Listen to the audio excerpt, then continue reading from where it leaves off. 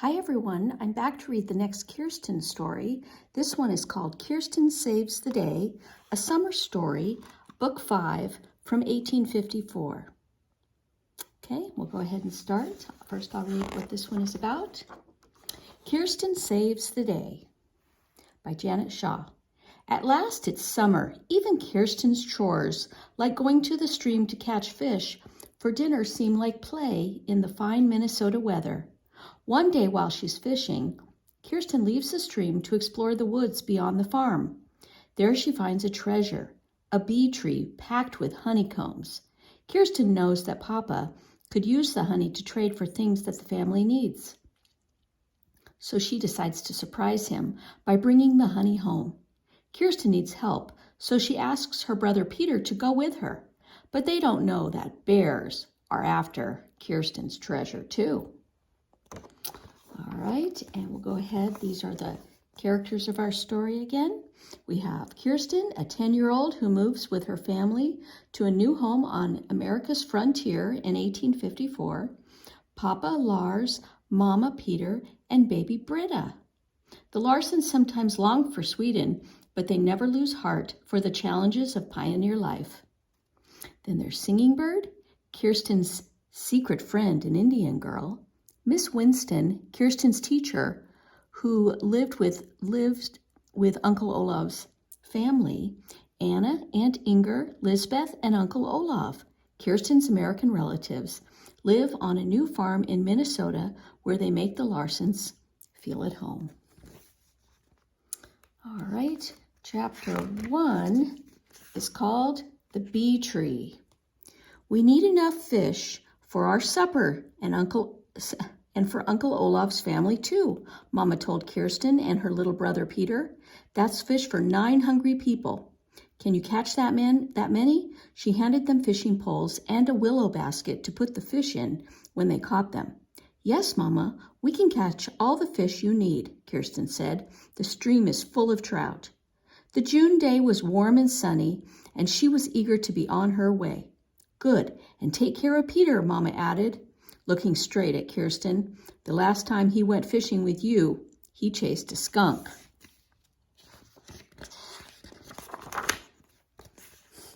Peter made a face. I only did that once, he said, and picked up a small basket filled with crickets they could use for bait. With the baby on her shoulder, Mama walked with Kirsten and Peter to the path that crossed the meadow. Remember, you've got bare feet, so watch for snakes, Mama said as they hurried ahead of her. And keep a lookout for bears. Don't take any foolish chances. We'll be careful, Kirsten called. Do you have your whistle? Mama called back. Yes, ma'am.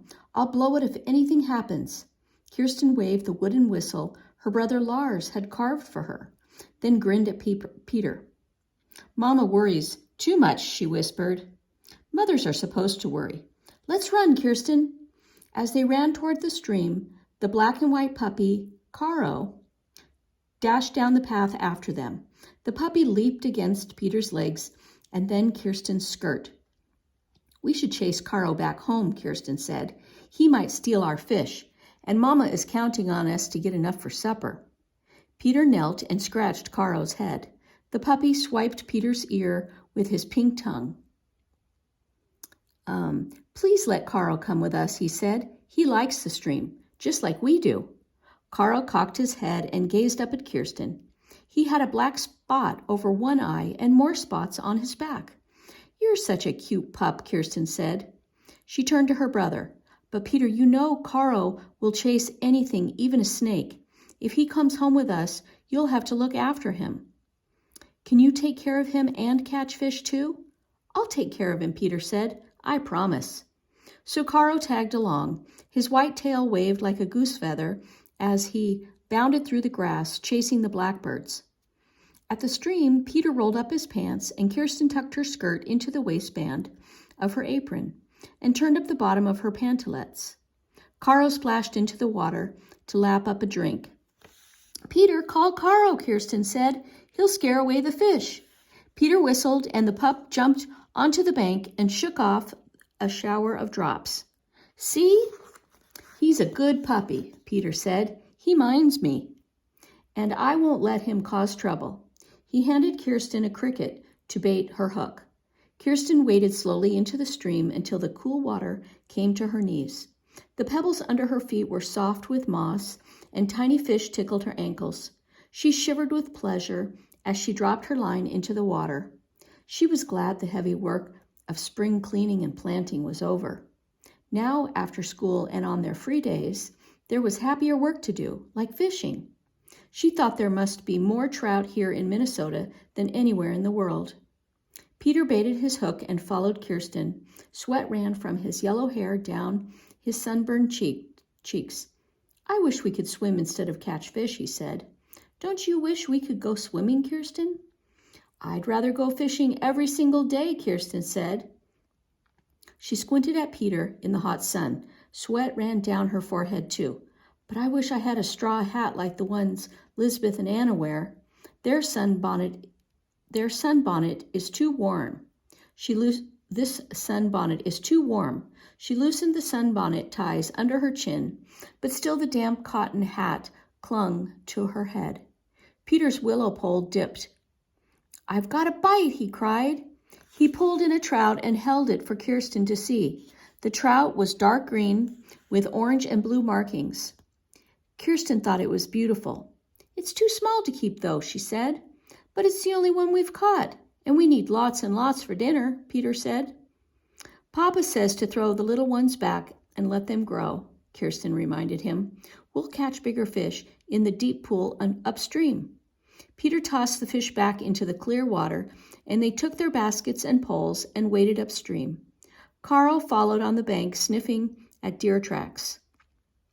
Sure enough, the quiet pool was full of trout. It seemed that every time Kirsten or Peter dropped in a line, they caught one. Soon their basket was filled with fish. Suddenly, the quiet was broken by Caro's shrill yelps of pain. "What's happened to Caro?" Kirsten cried. The pup dashed from the woods. He trembled all over, his tail between his legs. Still howling, he skidded to a stop on the bank and scuffed at his nose with both paws. Kirsten and Peter splashed over to Caro. Peter dropped his pole and grabbed the frightened pup. "Kirsten, look at his nose." "He's been stung by a bee. Poor Caro. Hold him tightly, Peter," Kirsten said. Peter wrestled Caro still, then held the pup's head in both his hands, while Kirsten pulled out the stinger. Poor puppy, she whispered, over and over against Caro's soft black ear. "I know it hurts, but I can make it better." "I was going to take care of him, really I was," Peter said. He looked as though he might cry. "But I was so busy catching fish, I didn't even notice when he wandered away." "Don't worry, Carl will get over the sting," Kirsten said. She scratched the pup's chest as he licked his nose. As she comforted him, she peered over his head at the deep woods where he'd wandered. The breeze smelled sweet, like blossoms, and in the distance, Kirsten thought she heard a faint hum, like a cat purring, or Papa's snore, or maybe bees. "I bet Carl found a bee tree," she said softly. "A bee tree?" Peter said. "What's a bee tree?" "A bee tree is one with a hole in it where the bees live. Listen," Kirsten said. Peter cocked his head the way Caro did when he heard a whistle. "I do hear something humming," he said after a moment. "I think those are the bees," Kirsten said. "And do you smell that sweet scent? It's basswood blossoms. Papa told me that bees love the blossoms on a basswood tree." "I smell blossoms," Peter said, "and I hear bees. But why are you so happy about a tree full of bees?" He rubbed his freckled cheek against Caro's ear. A bee stung Caro. Kirsten jumped to her feet and brushed the sand from her skirt. "Bees make honey," she said. "A bee tree will be packed full of honeycombs." Peter took Caro in his arms and cradled him. "What will we do with a tree full of honeycombs?" he asked. "We'll get them out of the tree and bring them to Mama. She'll use the honey to make cakes and cookies." Kirsten said. "Cookies," Peter grinned. "A bee tree is good for more than just cookies, though." Kirsten tried to talk calmly, but as she thought about a bee tree, she grew more and more excited. Finding a bee tree is like finding a treasure. There's so much honey in a bee tree. Papa will be able to sell some of it at Mr. Burkhoff's store. Then Papa can buy the things we need this summer. I heard him say he doesn't have enough money for a saw and the cloth Mama needs, and boots for Lars too. If we bring Papa a whole tree full of honeycombs, he won't have to worry about money. I bet he'll be able to buy everything. Now Peter was on his feet too. Everything we need? Then let's get the honey, Kirsten. Kirsten pressed her finger to her lips and peered at the woods. We can't just get honey. First we have to find the bee tree. It must be nearby. Carl got stung, and we both hear buzzing, Peter said softly, as though the bee tree was his idea to begin with. Listen again. She listened. Yes, humming came from deep in the woods. If we could find the bee tree, we'd make Mama and Papa so proud, she whispered. Let's go look for the bee tree. Peter's blue eyes were wide with excitement. Kirsten rolled down the hems of her pantalettes and untucked her skirt. We can both go look. One of us has to stay here with Carl so he won't follow along and get stung again. You said you'd take care of him. Peter's mouth turned down as he petted the shivering pup. If you find a bee tree, you might get stung too. Mama told us to be careful. Oh, I'll be careful. I'm just going to look. Wait right here for me, and don't let anything else happen to Carl. Kirsten turned in the shadowy woods. She ran a little way, then she walked. Every few steps she paused, stood very still, and listened. At first the hum of the bees was fainter. She turned around and went the other way. Now the hum was louder, and the scent of blossoms was stronger. She stopped again. Yes, buzzing and a sweet smell came over there. She made her way slowly down the hillside, through the thorny raspberry bramble. And at the bottom of the hill was a sunny clearing, circled by a ring of trees. Across the clearing stood a basswood tree, its cream-colored blossoms loud with bees. Kirsten crept closer. As she watched, a line of bees flew back and forth between the blossoms and the deadly tree nearby, at the dead tree. The bee tree, she said softly. She could hardly believe her luck. The bee tree had a tall trunk with a jagged top. It was hollow with a small opening just above Kirsten's head. Bees flew in and out of the opening. There were so many of them, thousands and thousands. They must be filling the whole tree with their honey. I found the bee tree, Kirsten whispered. All by myself. It was like finding treasure. If she could bring this honey home, there would be plenty to cook with and lots more to sell at the store too.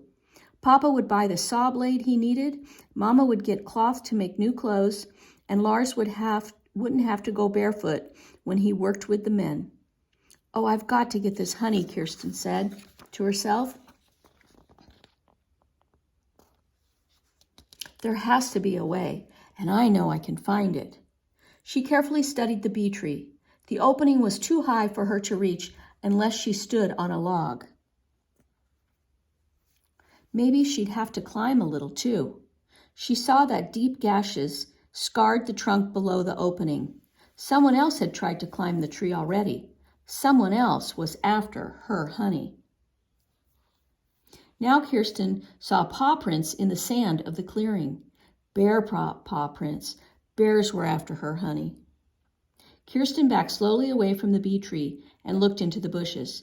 Papa and Mama had warned her many times to stay away from bears. And there was no sign of bears on this sunny morning. Probably the bears had gone away to another part of the woods and wouldn't come back. Anyway, this honey was hers, not the bears. She had discovered it, and all she had to do now was figure out how to take it home. She tried to think how Papa got honey from his beehives back in Sweden. She remembered he had used smoke to calm the bees, and he'd worn a veil to protect his head. Papa had packed his bee veil in the big trunk with the rest of the things that they'd brought to America. Probably the bee veil would be in the barn. If I use smoke and the bee veil, I could get this honey all by myself, Kirsten thought. With a sharp stone, she scratched K on the birch tree at the edge of the clearing. Under her initial, she scratched bee tree. Now the tree belonged to her, and no one else could claim it. She ran back to where Peter waited for her. Peter, Peter, I was right, she called as she ran to the stream. There is a bee tree. Peter sat cross-legged, the pup in his lap. A frog hopped into the water as Kirsten scooted onto the bank beside him. Are you sure it's a bee tree? He said. Of course I'm sure. It's a hollow tree packed full of bees. Oh, Peter, it's so big there must be gallons of honey. Enough honey for cooking and trading too. We could get the honey. We could take it home. We could be stung just like Caro, or worse, Peter said. He frowned up at Kirsten. If we fool with bees, we're asking for trouble. Let's tell Papa about the tree. He can get the honey. No, I can get it by myself. I found the bee tree myself, didn't I? She shoved her hands into her waist the way Mama did when she wanted strict attention. Peter, are you afraid? Peter looked down at Caro. I'm a little bit afraid, he said. I bet you are too. I'm not afraid. I'm braver than you are, Kirsten boasted. Mama says that sometimes brave is another word for foolish, Peter said. Kirsten grasped his shoulders. Listen, I'm not a bit foolish. I know I can get that honey. If you don't want to help me, at least promise to keep the secret while I make a plan. She looked right into his blue eyes. If you won't tell about the bee tree, I won't say that you didn't take care of Caro. Peter squinted up his mouth, but after a moment he nodded. Say yes out loud if you promise, Kirsten insisted. Yes, he whispered. Good. Oh, Peter, everyone is going to be so proud of me. Chapter 2 is called In the Berry Patch, and we will read that next time. And hope you liked it.